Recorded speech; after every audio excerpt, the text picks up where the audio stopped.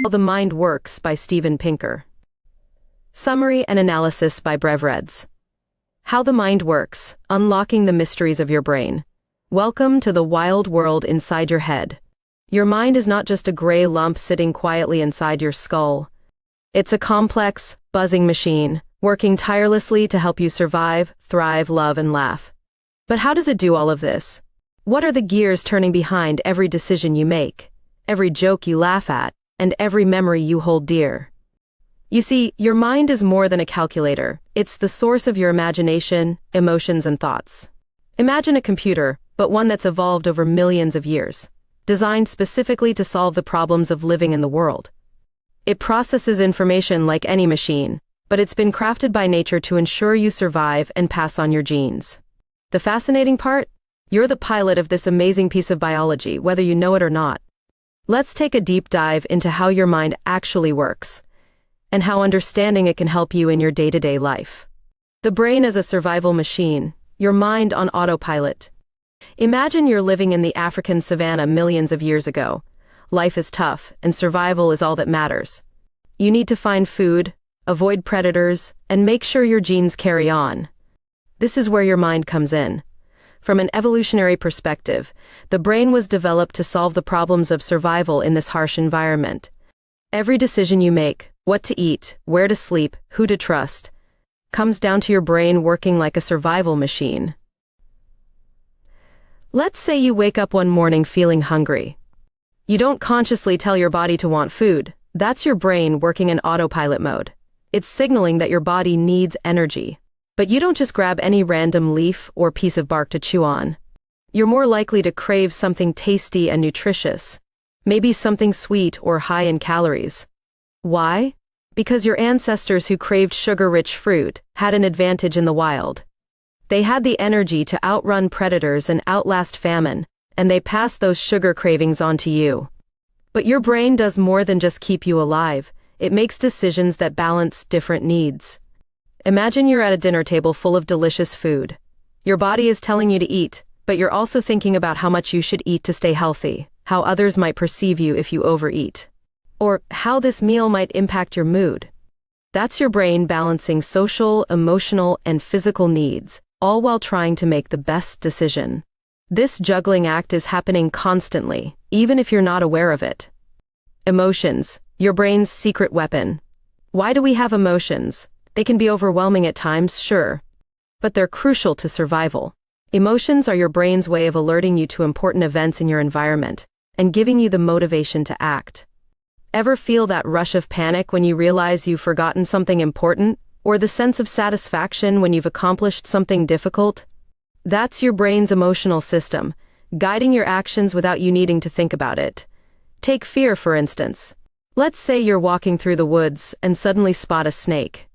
You don't calmly analyze the situation, weighing the pros and cons of the snake's intentions.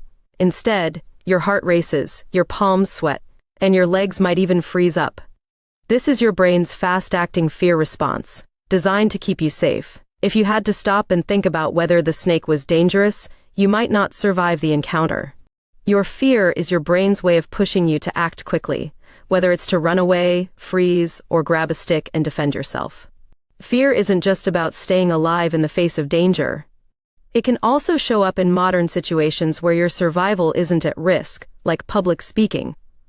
Your brain sees standing in front of a crowd and being judged by your peers as a threat, even if there's no physical danger. That's why your heart races before a presentation, or why you feel nervous when you're the center of attention. Your brain is trying to protect you from a social death, where you lose standing or acceptance within the group. Evolutionary psychology teaches us that being part of a group was crucial to survival for our ancestors, so the fear of rejection runs deep in our wiring. On the flip side, emotions like joy and love work to reinforce positive behaviors. Think about how great it feels when you connect with a friend or partner, or when you achieve something you've worked hard for. Those good feelings are your brain rewarding you. Dopamine and oxytocin, the brain's feel-good chemicals, flood your system when you experience positive social connections or accomplishments. Your brain is essentially giving you a high five, encouraging you to keep doing what you're doing. So emotions aren't just random, they're your brain's way of nudging you toward better decisions. Anger signals that something is wrong and needs to be fixed. Sadness reminds you to slow down and reflect. And joy encourages you to seek out more of whatever makes you happy. Understanding these emotions can help you manage them better rather than feeling overwhelmed by them. Humor, why do we laugh? Ever wonder why certain things make you laugh? Humor isn't just about entertainment, it's an essential part of social bonding and intelligence. Laughter can break the tension in tough situations, bring people closer together, and even signal trust and camaraderie. But humor is also a mental exercise. It challenges your brain to understand different perspectives, see hidden meanings, and recognize incongruities. Think of a joke like a puzzle. Your brain loves solving puzzles, and a good joke sets up a scenario where your expectations are misled, only to be resolved in a surprising or clever way. When you finally get the punchline, your brain rewards you with laughter, signaling that you've cracked the code.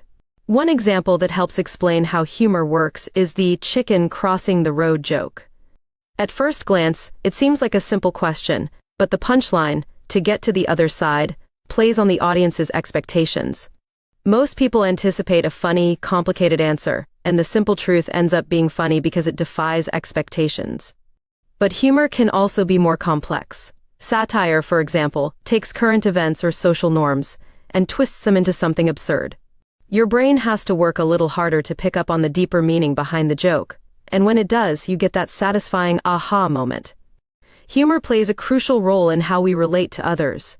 Studies show that people who share a sense of humor are more likely to trust each other and form close bonds.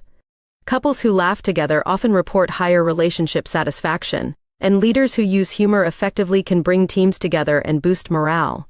So, the next time you crack a joke, think of it as a social tool, not just a way to pass the time. Vision, the power of seeing. Your eyes might seem like simple tools for seeing the world, but vision is one of the most powerful, complex processes your brain handles.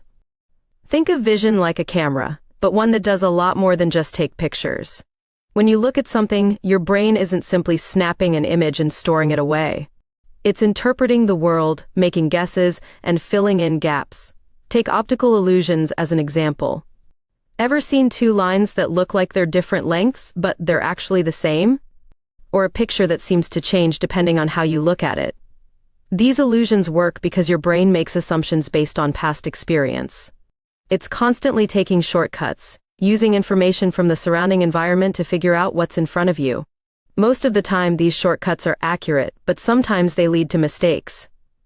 Another amazing thing about vision is that it's not just about seeing objects, it's also about understanding movement, depth, and color. Imagine you're in a crowded park, and you spot a friend across the field. Your brain doesn't just tell you where they are. It also calculates how fast they're moving, how far away they are, and how likely you are to catch up to them if you start walking.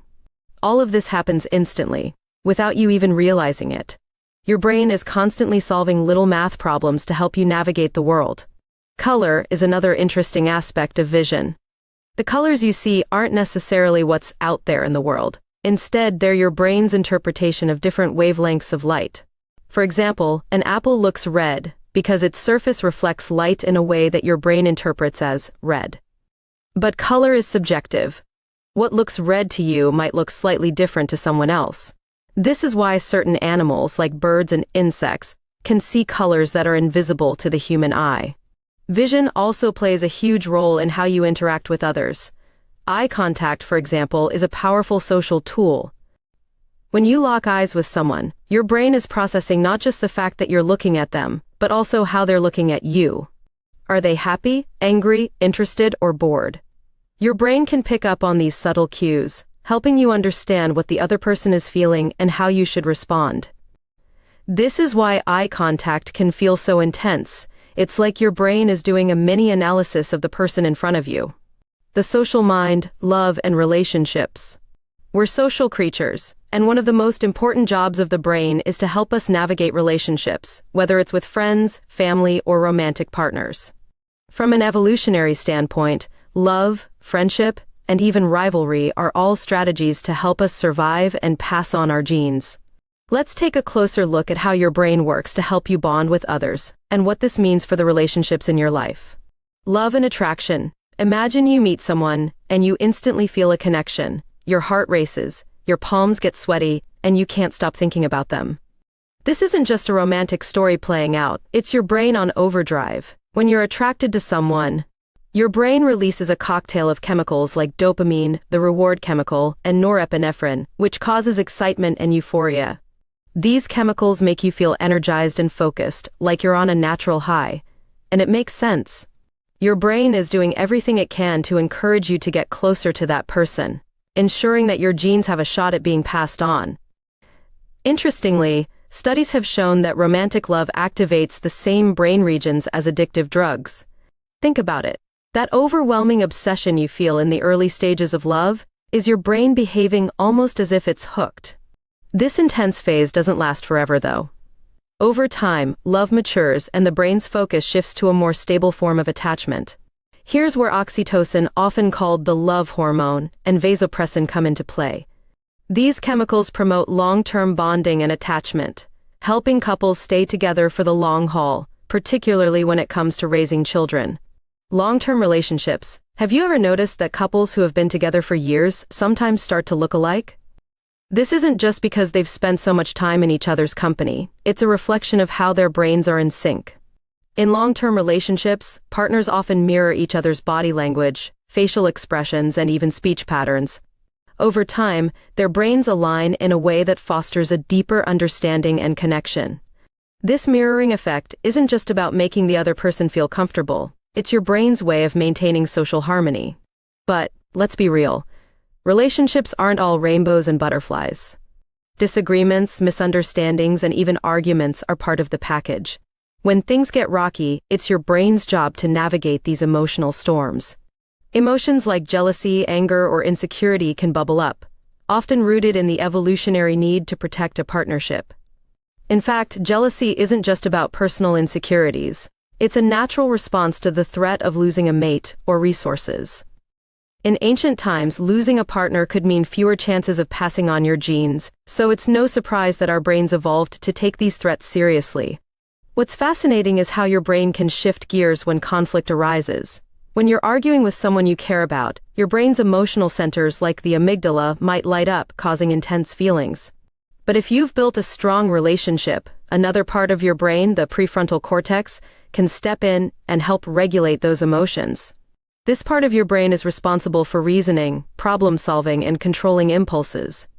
So while your emotions might flare up in the heat of an argument, your brain is also working to calm things down and find a solution that preserves the relationship. Friendships and social bonds. Beyond romantic relationships, your brain is hardwired to form strong social bonds with friends and family. These connections were crucial for our ancestors. Living in groups provided protection, shared resources, and a better chance of survival. Your brain still operates with this in mind. When you're with friends, your brain releases oxytocin and endorphins, chemicals that make you feel happy, safe, and connected. Interestingly, social rejection can be incredibly painful, sometimes even more so than physical pain. Studies using brain scans have shown that the same areas of the brain that process physical pain also activate when you feel excluded or rejected by others. That's why a breakup or losing a friend can hurt so deeply. It's not just an emotional reaction. Your brain is treating it like a real injury. It makes sense from an evolutionary perspective. Being cast out of a social group in ancient times could have been a death sentence. So your brain evolved to treat social pain as a serious threat. Here's something to think about. The next time you feel stressed, anxious, or down, consider reaching out to a friend or loved one. Social connections have been shown to reduce stress, boost your immune system, and even increase your lifespan. Your brain is essentially designed to thrive when you're part of a supportive group. Why do we dream? The purpose of your sleeping mind. When you close your eyes and drift off to sleep, your mind doesn't simply switch off. In fact, your brain becomes incredibly active during sleep, particularly when you're dreaming. But why do we dream? What's the point of these strange, vivid experiences that sometimes make no sense at all? One popular theory is that dreams are your brain's way of processing the emotions, events, and information from your day. Think of it as your brain's filing system. While you're awake, you're constantly taking in new experiences and information, but your brain can only focus on so much at once. When you're asleep, your brain starts sorting through all that data, deciding what to keep and what to discard. Dreams might be your brain's way of testing out different solutions to problems, or playing out scenarios that you couldn't fully process while awake. For example, let's say you've had a stressful day at school or work, and you're worried about an upcoming exam or presentation.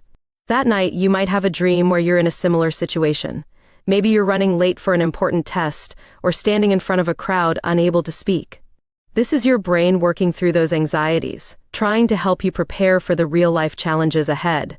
But dreams aren't just about problem solving. They're also a way for your brain to organize and strengthen your memories.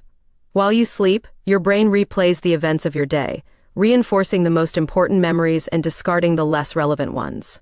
This is why people often dream about things that happened to them recently, even if the dream distorts or rearranges the events in a strange way. There's also evidence to suggest that dreams help foster creativity. Throughout history, many famous artists, scientists, and inventors have credited dreams with giving them sudden flashes of inspiration. For instance, the scientist Dmitri Mendeleev reportedly saw the entire structure of the periodic table of elements in a dream. And Paul McCartney came up with the melody for Yesterday, one of the Beatles' most famous songs, after hearing it in a dream. During sleep, your brain isn't bound by the rules of logic or reality, which might allow it to connect ideas in new and surprising ways. Some researchers believe that dreams are also a form of emotional therapy. Ever wake up from a particularly intense dream and feel like you've worked through something in your sleep?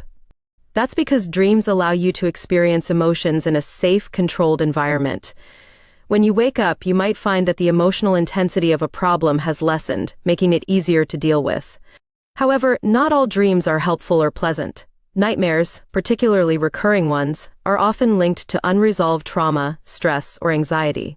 While they can be distressing, some scientists believe that nightmares might serve a similar purpose as regular dreams, helping your brain confront and process difficult emotions. In fact, some therapists use a technique called lucid dreaming, where people learn to take control of their dreams as a way to reduce the impact of nightmares. The puzzle of consciousness.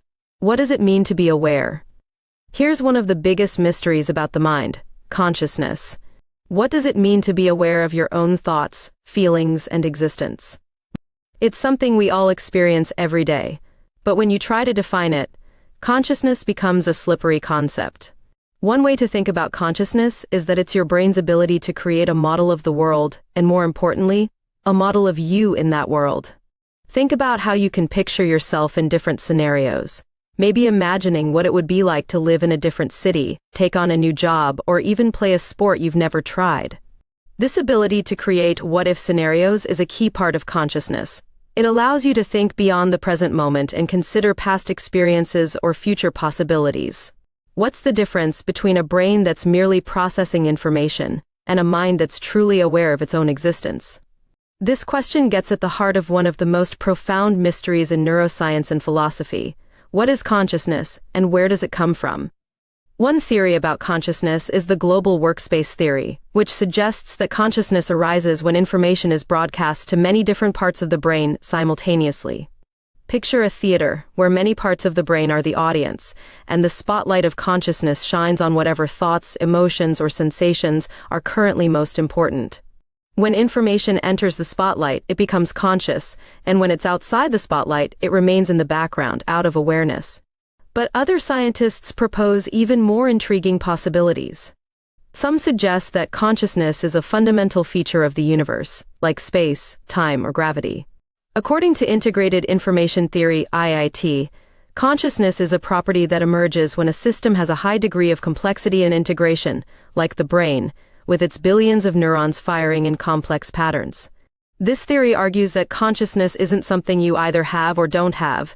Instead, it exists on a spectrum. Simple organisms might have a small amount of consciousness, while humans, with our highly complex brains, have a much richer experience of it. Whatever the answer, consciousness remains a profound enigma. How can a bunch of neurons, essentially biological machinery, give rise to thoughts, feelings, and awareness? Even if scientists map out every neural connection in the brain, the experience of being conscious, the subjective feeling of seeing the world, of being aware of ourselves, remains a puzzle. It's as if the brain is both the stage and the audience in a performance that is constantly unfolding. The power of habits, the brain's efficiency mode. We all have habits, some good, some bad, but why are they so powerful, and how does the brain create them? Habits are your brain's way of being efficient. When you repeat a behavior over time, your brain figures out that it's easier to turn this action into a routine, so it doesn't have to think so hard every time. The process of forming a habit involves a part of the brain called the basal ganglia, which helps in regulating routine behaviors. Imagine learning how to drive a car. At first, you had to think about every little detail, how hard to press the gas, when to brake, and how to stay in your lane. But after a while, driving became second nature. You can now drive for miles, thinking about other things entirely while your brain takes care of the driving. This is the power of habits. They free up mental resources so you can focus on new, more complex tasks. Habits are built through a cycle known as the habit loop, which consists of 3 key parts: the cue, the routine, and the reward. Let's say you want to start exercising regularly. The cue might be something as simple as setting an alarm on your phone. The routine is the action you take, going to the gym, for example. The reward could be the sense of accomplishment you feel afterward, or the boost of endorphins you get from the workout.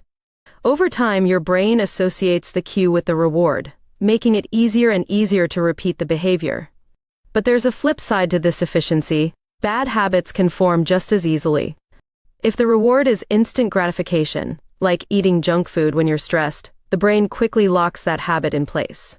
This is because behaviors that release dopamine, the feel-good neurotransmitter, are particularly reinforcing.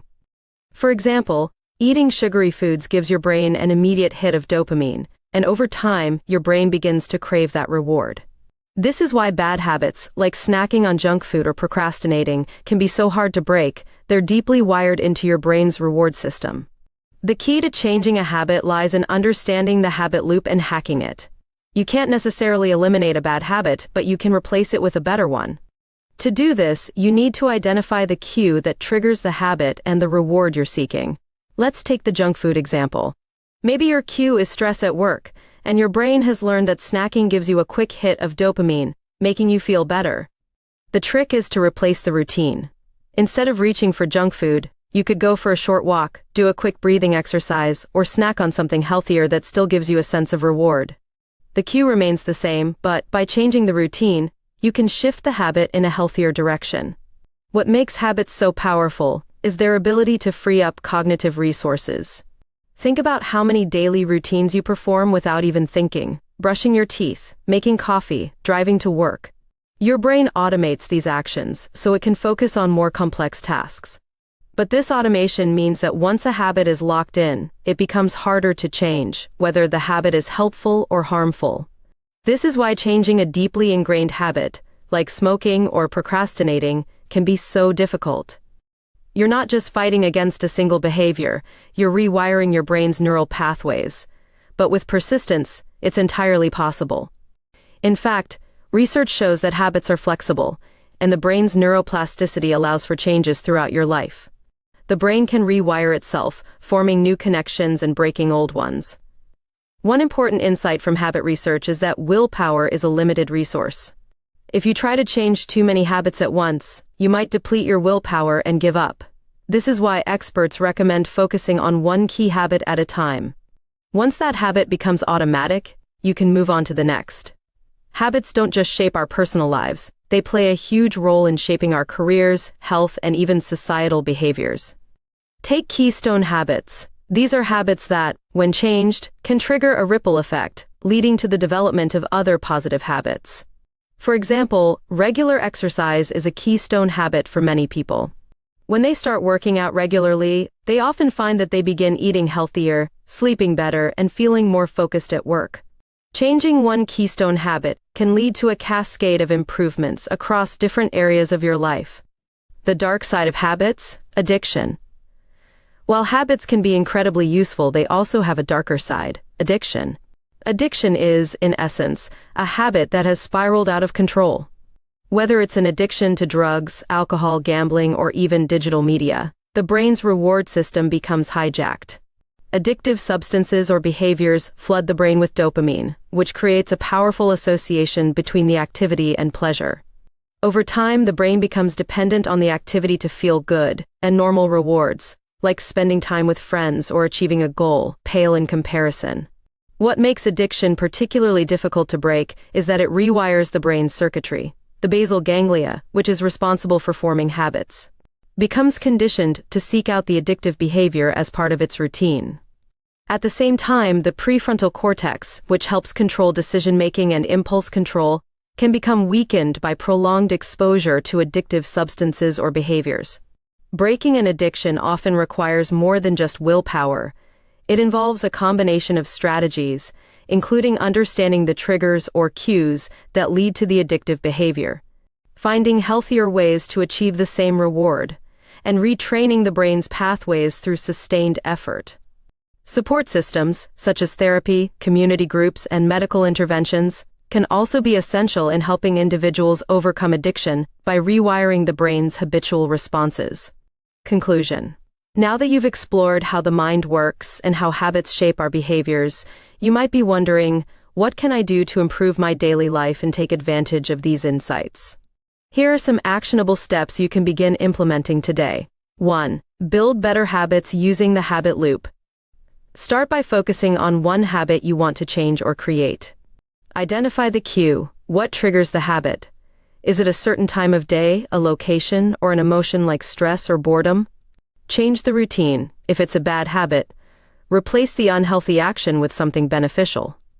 For example, if stress leads to mindless snacking, replace the snack with a healthier activity like a short walk or deep breathing. Reward yourself. Ensure you still experience a sense of reward. If your new habit is exercise, the reward could be a small treat, a favorite podcast during the workout, or the satisfaction of ticking it off your to-do list. Repeat this loop consistently, and soon the new habit will start to stick. 2. Leverage small wins. Tackle one keystone habit that can influence other areas of your life. It could be something simple like making your bed every morning, or exercising for just 10 minutes. Start small. Don't overwhelm yourself by trying to change everything at once.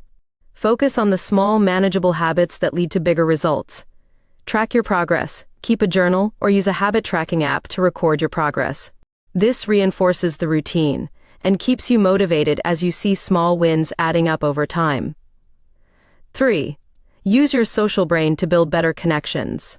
Social interactions boost mental health, so make time to strengthen your relationships. Reach out, whether it's a friend or family member, make an effort to connect regularly. Even a simple text or phone call can boost your mood. Practice active listening. In conversations, focus on really listening instead of planning what to say next. This strengthens your connections and improves empathy. Build new connections. Consider joining a group or community that shares your interests, whether it's a hobby, a sport, or a volunteer activity. Social interactions help reduce stress and keep your brain engaged. 4. Tap into the power of sleep and dreams. Use sleep as a tool for processing emotions and improving memory. Create a bedtime routine. Go to bed at the same time each night and minimize screen time before sleep. This helps regulate your internal clock and improves sleep quality. Reflect on your dreams. Keep a dream journal. Writing down your dreams can help you process emotions and may even spark creative ideas or solutions to problems. Prioritize sleep. Sleep is essential for memory consolidation, emotional regulation, and problem solving. Aim for 7 to 9 hours of quality sleep each night. 5. Mindfulness and emotional regulation. When stress or conflict arises, use mindfulness techniques to regain control of your emotions. Practice deep breathing. When emotions run high, pause and take deep breaths. This activates the parasympathetic nervous system, calming you down. Label your emotions. When you feel stressed or anxious, label what you're feeling. I'm feeling angry or I'm feeling anxious. This helps your prefrontal cortex step in to regulate the emotional response. Daily mindfulness. Set aside a few minutes each day for mindfulness meditation or simply being present. Mindfulness strengthens emotional resilience and helps your brain respond better to stress. 6. Rewire negative thoughts. Our minds can get stuck in negative thinking patterns. You can retrain your brain for more positive, productive thoughts. Challenge negative thoughts. When you catch yourself in a negative thought loop, ask, is this thought true? Often, our brains exaggerate situations, leading to unnecessary stress. Practice gratitude. Each day, write down 3 things you're grateful for. Gratitude rewires the brain to focus on the positive aspects of life, making you more resilient in the face of challenges. Use positive affirmations. Replace self-critical thoughts with positive, affirming statements. For instance, instead of, "I'm not good enough," say, "I'm learning and growing every day." 7. Break the cycle of procrastination. Procrastination often stems from the brain avoiding discomfort. Break the cycle by making tasks more manageable. Use the 2-minute rule. If a task will take 2 minutes or less, do it immediately. This prevents small tasks from piling up. Break large tasks into smaller steps. Big projects can feel overwhelming, so break them down into bite-sized actions. Focus on just starting, even if it's for 5 minutes. Reward completion. After completing a task, reward yourself with something small, like a short break or a snack. This strengthens the habit of action. 8. Engage in lifelong learning. Keep your brain active by engaging in continuous learning and mental challenges. Learn something new, whether it's picking up a new hobby, learning a language, or reading a book on a new subject. Challenging your brain keeps it sharp and flexible. Puzzles and games, brain games, puzzles, and even video games that require problem solving can keep your cognitive skills sharp and improve your memory. Teach others. Teaching someone what you've learned reinforces your understanding and strengthens neural connections. Whether it's helping a friend or tutoring someone, sharing knowledge helps solidify it. 9. Reflect on your daily wins and lessons. At the end of each day, take a few minutes to reflect on what you accomplished and learned. Daily reflection. Write down 1 thing you did well and 1 thing you can improve on tomorrow. This keeps you mindful of progress and growth. Celebrate progress. Recognize your wins, no matter how small.